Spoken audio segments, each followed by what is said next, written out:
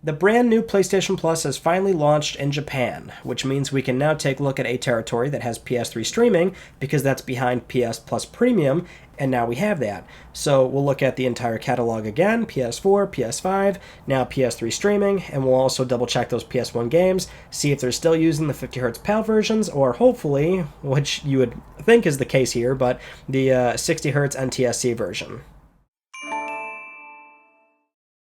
Alright, so this is going to be relatively similar to what we saw in Southeast Asia when it came to actually browsing the new PS Plus menu. So all these right here are pretty self-explanatory, even though most people are not going to be able to read this, but here's where you're going to be able to, it'll prompt you to subscribe if you're not a member already, but this is going to be your PS4 and PS5 catalog for extra.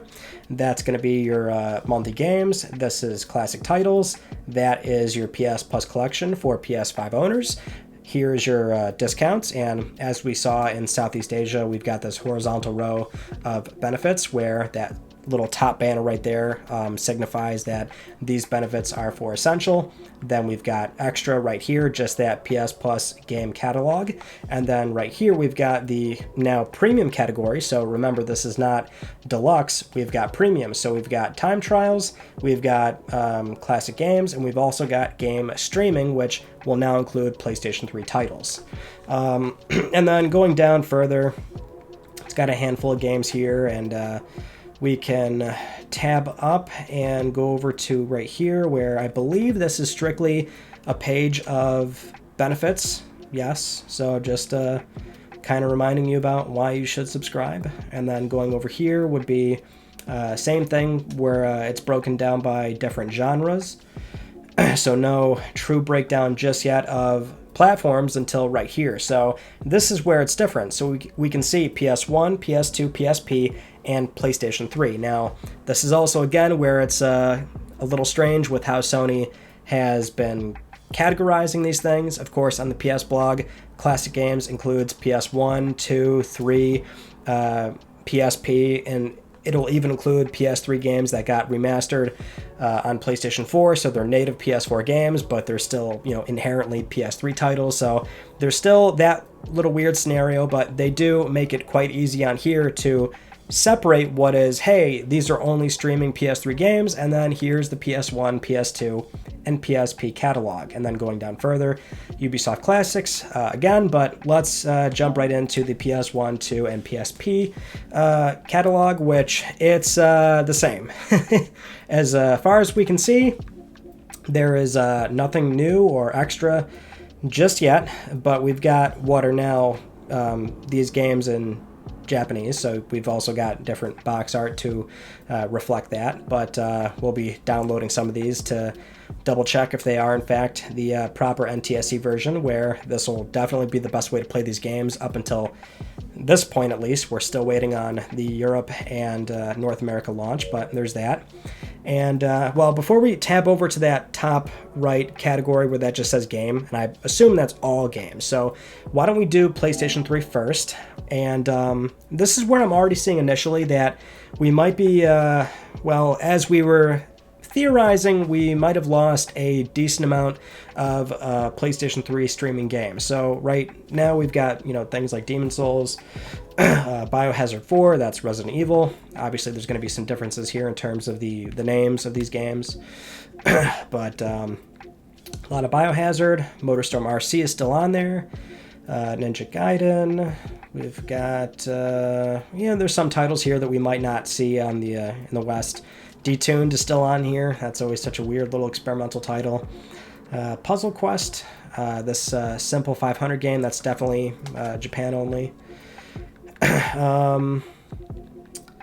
What we got? I know Everybody's Golf's on here, which that's always fun. Everybody's Golf 5 and 6, I believe.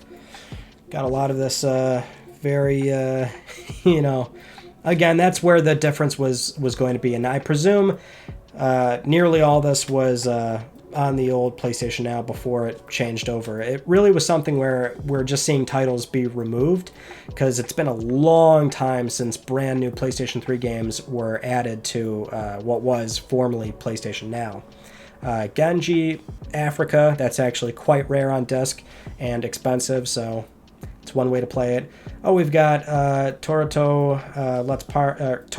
Mori Mori Let's Party, and then another little Toro spot for the golf game there. Elefunk, God of War HD. Yeah, so we're missing. We're missing. At a glance, we're like a lot of first party stuff, which is strange. So no Killzone 2, 3, Uncharted 1 through 3. I didn't see Sly Cooper. No God of War, the PSP entries that were on PlayStation 3, so that would be the Origins collection, so Chains of Olympus, and what was the other one? But you know what I mean. And the thing is, there's no way I'm going to be able to tell you right now what is and is not on here, but at a glance, we've got a decent amount of titles, so I'll count these in a second, but let me go over to what is just strictly, I believe, all games. So just looking at that, yeah, okay, that's going to be everything. So let's do a quick count here. We've got 5, 10, 15, 20, 25, 30.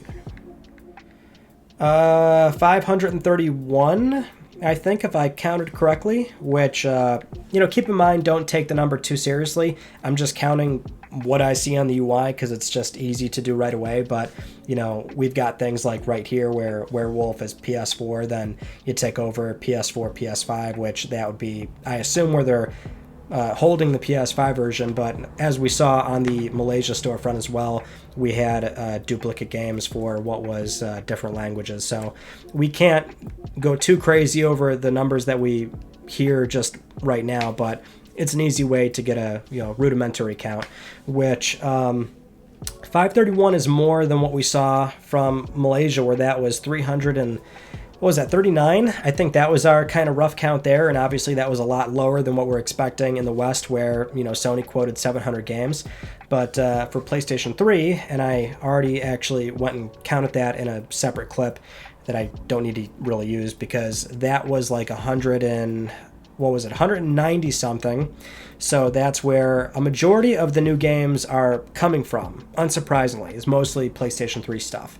But still, that's where the differences are clearly going to be on display. I will say, though, it's disappointing that when it comes to the strictly brand new classic titles across PS1 and PSP, that at a glance we're seeing nothing new. I was actually expecting a fair amount of differences to be showing up here in the PS1 category specifically. Not sure about PSP, but I just remember going back to the PlayStation 3 or the PS Store on PlayStation 3. That storefront has a ridiculous, and I'm not joking, like 700 plus PS1 classic games. Not to say that's an expectation that all those games are going to go over, or even a fraction of them, but it just seemed like Japan had a much larger focus back then to have a lot of those PS1 games published on that store on PS3. So I don't know, it was just kind of a gut reaction of like maybe a lot will show up on PlayStation 5, but so far not too much. And if I had to guess, I would say we could maybe start at least tempering expectations when it comes to PS1 and PSP titles when this finally launches in Europe and North America. But I'm still hopeful that we'll have more than just this. Oh, this looks so much better already. Yeah, we got NTSC. Alright, so since we've had these games out long enough, and I've been playing them all week, so I've spent a lot of time with them now. Ape Escape in particular is not the worst, but it's like not exactly in the best shape when, in terms of Sony's emulation efforts, it tends to warp a lot, more so than PS1 games are typically known for, with all of its, wacky geometry in these very early 3D games. So it's not like a bad experience, but at the very least, now that it's a proper NTSC version where it's where the frames are dividing evenly on TVs that are running 60 or 120, it looks so much better. Because I just went through all of Ape Escape. Hopefully I'll have a video for that this coming Tuesday or whatever, because again, I've been playing a lot of these. But this looks great. Now, I did see some people ask, what is the problem with the PAL games? And you can see it here quite well in this comparison clip where it's dramatically slowed down.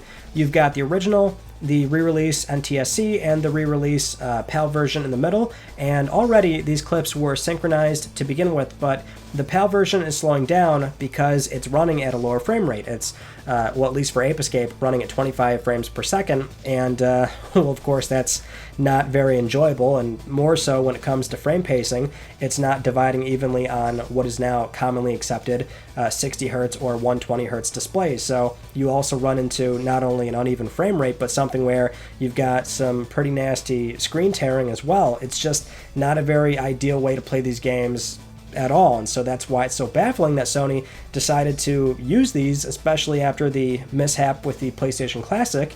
And we actually saw already that they did patch these titles on the Southeast Asia storefronts, where they tried to sort of even out that issue, but it created an unintended ghosting effect, which is not exactly not quite the best band-aid for this particular issue. But if you do check the patch notes for the PS4 version, where you can actually take a look at that, it does say that they intended to improve the PAL issue. So they are aware of it, which is good, but again, still baffling that this somehow was a problem. At least for Nintendo with NSO, they did eventually offer the option to play, multiple versions, and you have the option to go with NTSC or PAL. So I would hope that's the case here, because really the excuse of the PAL versions having more language options or being more complete games, it doesn't really hold up here. We want the most stable, comfortable way to play these titles. And oftentimes, or really in most circumstances, that's going to be the NTSC version, especially nowadays. Oh, Jumping Flash looks a lot better too. Yeah, this is a lot easier on the eyes. Yeah, it's like an immediate, it's an immediate difference, which is expected, but after spending a good amount of time with the PAL version, this is just such a breath of fresh air. Looks a lot better. Let's try out some PS3 streaming, and seems quite fitting to do Demon's Souls. So let's see how this goes. It more or less looks very similar already. Just says PlayStation Plus instead of PlayStation Now, and you can see the little icon is, again, a PS Plus logo. This is more or less exactly the same. It really is just the PlayStation Now branding has been dropped entirely. And that's it. Here we are, the gates of Boletaria. On the original PlayStation 3 release, being streamed via PlayStation Plus Premium on a PlayStation 5. What a time to be alive. Yeah, it doesn't look terrible, but again, it's always UI elements and things that are like any sort of on-screen text, or it always looks bad. There's always like clumps of like nasty artifacting around any sort of symbols or text or UI elements. It always looks pretty bad. The game itself, though, doesn't look terrible. But, for a PlayStation 3 game running at 720p, it's always not going to look awful, per se, but certainly not the way I would want to play these games. PS4 stuff is always where the compression is killing so much detail, with what are mostly games being presented locally at 1080p.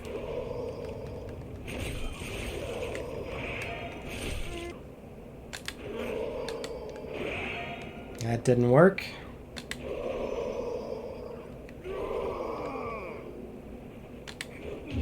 There we go. Well, I didn't get off the parry correctly, but of course it's that the timing doesn't. It's off ever so slightly. Give it a few more shots. That one wasn't too bad. It's like some of those more precise moments, of course. Another thing where streaming's not how you want to do this. I also find it very strange that when we did look through the catalog, a lot of first-party stuff. You know what I mean? Like, I listed off a bunch of first-party games because that's just what I can easily remember off the top of my head.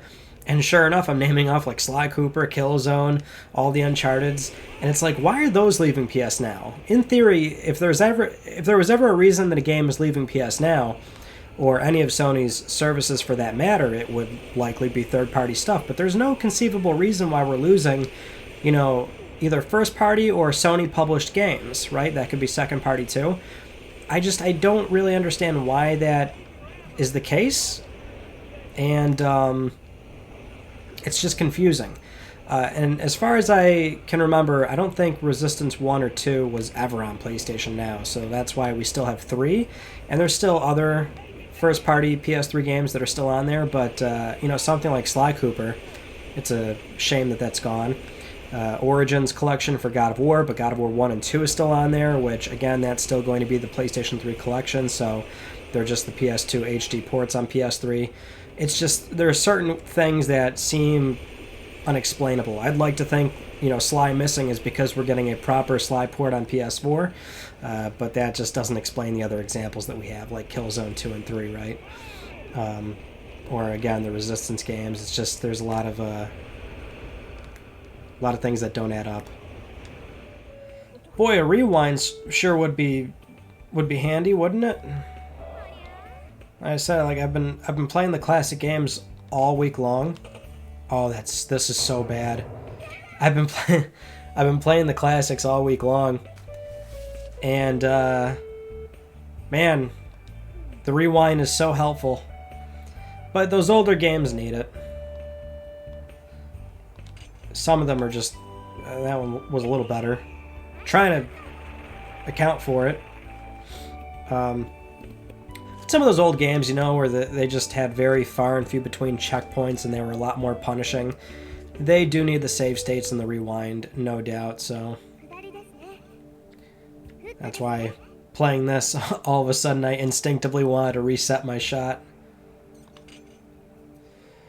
Yeah, so again, Ratchet and Clank is another game where it looks, you know, so pretty on PlayStation 3 or any PlayStation that Ratchet and Clank is on. It always looks so good, and you know, it's so picturesque and vibrant, and it has so many varied environments that really sort of flex that particular hardware. And the Ratchet games on PS3 were fantastic, but what is a common theme is that the game is a bit more washed out over game streaming. So yeah, there's nothing different here at all, but we can safely say that much like the Malaysia launch, there's certain nitpicks we can do when it comes to the overall library, but at least we're one step closer to the full launch in North America, where that should have a lot more titles, and we'll get, again, a better idea of exactly just what is going to be available in a lead market where they're aiming to have about, well, over 700 games, right? So it's still questionable. There's a lot of things that we're wondering, and we'll find out very soon, in just, you know, a little over a week from now. Thank you so much for watching this video. I hope you enjoyed it. If you haven't just yet, please consider subscribing for the best PlayStation news, reviews, and updates that are here on YouTube. You can also follow me on Twitter at Mystic Ryan, and that is it. I will see you all in my next video. You take it easy.